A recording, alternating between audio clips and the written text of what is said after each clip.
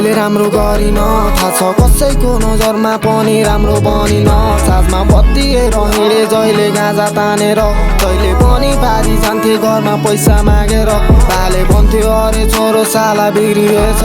छिमेकीले भन्थ्यो छोरा तेरो सुध्रिँदैन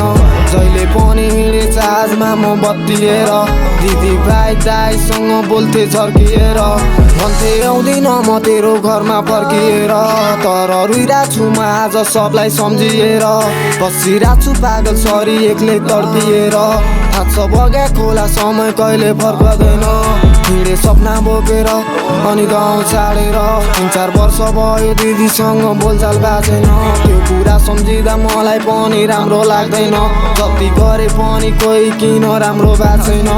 आज सबको समूह बोल्नु मन छ मन खोलेर माया गर्ने मायालुले गाथ्यो त्यसलाई छोडेर म बसे उसकै सम्झनामा तस्बिर हेरेर मुखमा ब्याट हाली अनि हातमा चुरोट चेपेर माया गर्ने मायालुले पनि मलाई बुझेन मेरै कारणले उसको धेरै चित्त दुखेछ भन्छु यति नै उसलाई तिमी नौ फर्केर तिमी हुने भए सायद लाइफमा यस्तो हुन्थेन मलाई पनि मन छ टन्न पैसा कमाउन मलाई पनि मन छ सबलाई खुसी बनाउन तर जिन्दगीले कोही मलाई कहाँ पुर्याउँछ धेरै दुइसके म अझै अब कति रुवाउँछ